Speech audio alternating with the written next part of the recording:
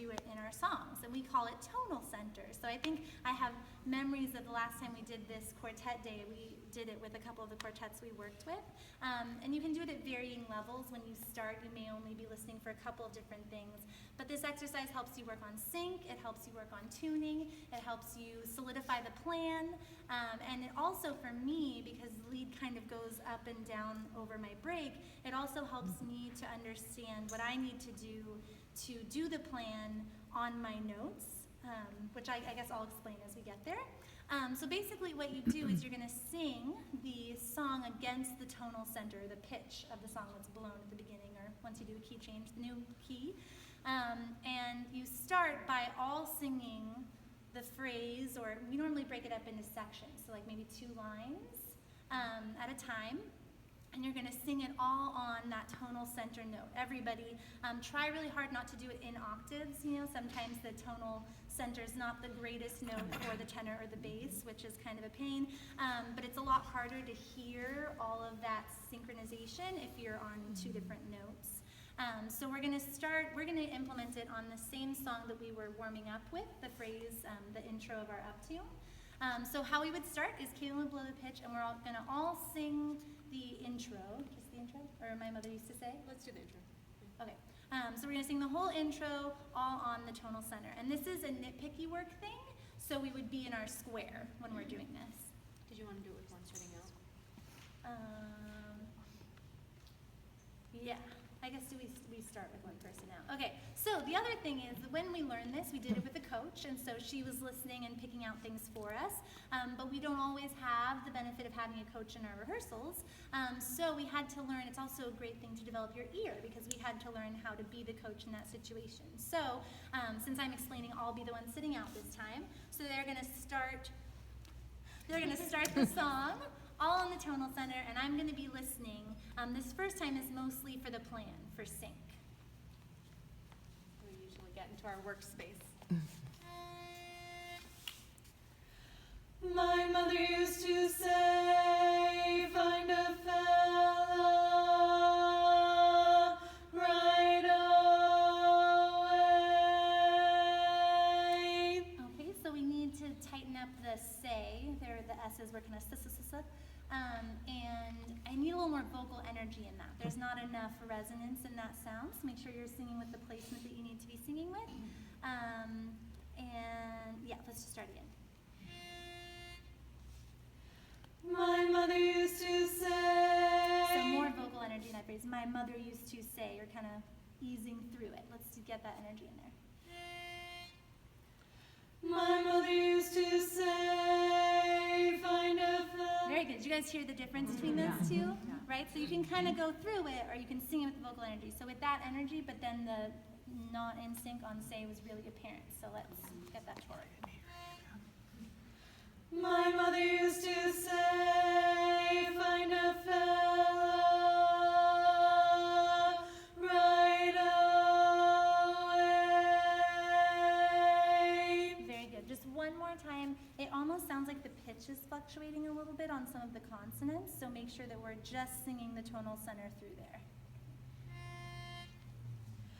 My mother used to say, find a fella right away. Awesome. That was the cleanest time yet. I want to do one more time for that extra bit of vocal energy, and also the energy through the end of the phrase on say. We're kind of just like letting it in. I know it's because I'm not singing with you, but you can do that. And that's the thing too. So this is a great way to make sure that it's not just the lead that knows the plan and you're all following, because if you're following the lead, we're not going to be in sync, we're going to be late. So this is a great way to develop the plan. You only do this once you have your plan set. Otherwise, you're going to be solidifying something you don't want to do. But this is a great way to say, okay, you know that we always hold it this long, so sing that with intention. Don't wait for me to cut it off for you. My mother used to say, find a fella right away. Okay. We would keep doing it. We haven't done this in a while. I think we need some time. But do you see how nitpicky that is? And that's just with everyone on one part. And so we would then have someone else sit out so I could do it with them so that I can get my part also all set on tonal center. And it's fascinating too because you'll listen, you'll be like, do that right. And then you try to do it and you're like, oh. So once I'm all good on tonal center, then someone will sit out and then we start having each part sing their notes against everyone else on tonal center. So let's do Caitlin on her part against them two on tonal center.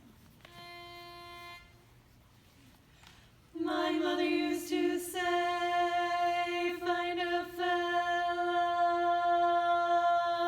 right away. Very good. So a lot of times it might sound a little funky, right? It especially sounds weird in the tenor part. Sometimes we're just kind of like the whole time that that's happening, but it's a good way to test yourself. Is it supposed to sound that way or is it not supposed to sound that way? When is the dissonance that's supposed to be happening and when are you just not in tune, right?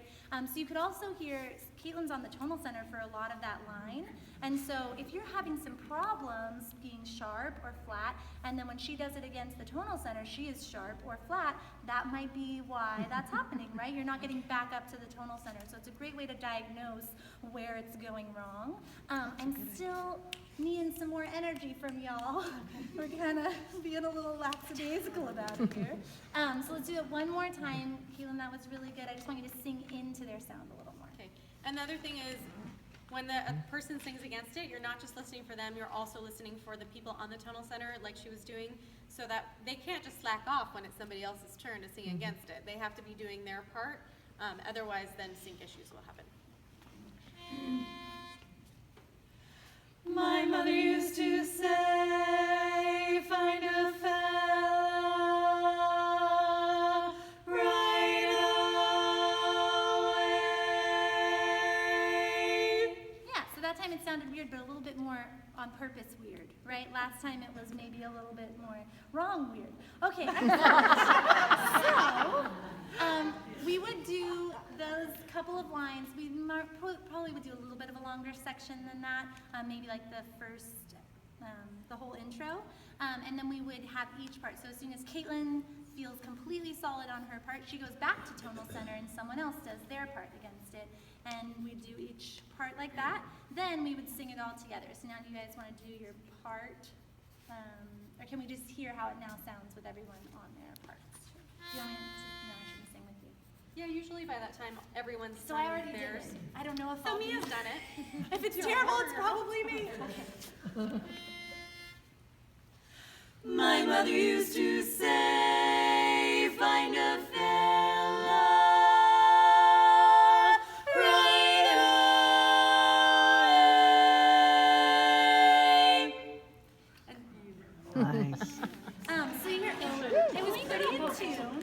We should have done it first for you before we worked it. Sorry, I forgot about that part. So you do want to do it once all on your parts to remember the plan first. Then everyone on tonal center, then parts against the tonal center, and then bring it back together. And if you bring it back together and you hear that you're not actually doing the plan you were practicing, because sometimes that will happen. On tonal center, you're like, yeah, everything sounds good. And then you go back to your notes and suddenly you're not holding something as long as you were before because you go back into autopilot. So you can't let that happen either, right? Starting route to 500 And so, so what you're gonna do is work the song like that in pieces, and one benefit of it is that it's a lot less vocally fatiguing, at least for these two parts especially, because our parts are kind of going up and down and up and down. They kind of live in a certain range, right? And so this is nice because for 3/4 of the rehearsal, you're singing that one note and solidifying all your skills on that one note, so there's not as much vocal acrobatics happening. So for a long weekend, it's really helpful. And apparently it's hiccup inducing. So then what we would do maybe if we have a 3-hour rehearsal is work that intro and the first page and then move on to a different song. And when we come back next time, we would work further or go back over that part, make sure the skills have solidified. So you're not going to, unless you have a full weekend retreat together, you're not going to want to work the whole song on the tonal center. It's a very time-consuming Yes. exercise. Very time consuming, but it's good because it works everything. And the one thing that we should have done is we were standing in our performance position when we just went through that on our parts. So if we did it like that, we should have been full on performing right away. That's the rule, right? If we're in this position, it's on. And so probably that was our square position performance of it. But you could see how it solidified the sound. So that's the tonal center exercise. If you, what? About the order that we would sing against the tonal center. Oh, Like yes. you wouldn't want to start with the tenor, for instance. We normally do Tenor. lead first, Yeah. and bass, baritone, tenor, right? Generally. We haven't done this in a while. No, yeah, it's true. And it's also a good way if you have a couple of parts with a lot of octaves, you can have them both sing against the tonal center on their parts. You can get, you don't have to just do it in that order. But one thing is, once you've worked it initially, so now you've solidified the plan for contest, you've got it, now maybe you just bring out tonal center to fix up a part. So you don't need to do tonal center every rehearsal, otherwise you'll probably never want to go to rehearsal again. So I think it's fun. Really hate that note. But what you would want to do then, for us especially, intros are so important, right? That's where they start to get their scores all in their head. And so we do the tonal center on the intros more than anything else. If it's starting out and it just doesn't feel quite right, bring out the tonal center, do it again. It's a tool that you can just always bring back out. We even did it, I think, in the pattern before contest, just to get all tuned up. So once we've done tonal center. Actually, I have two things on that. Yes, Sorry to go. interrupt.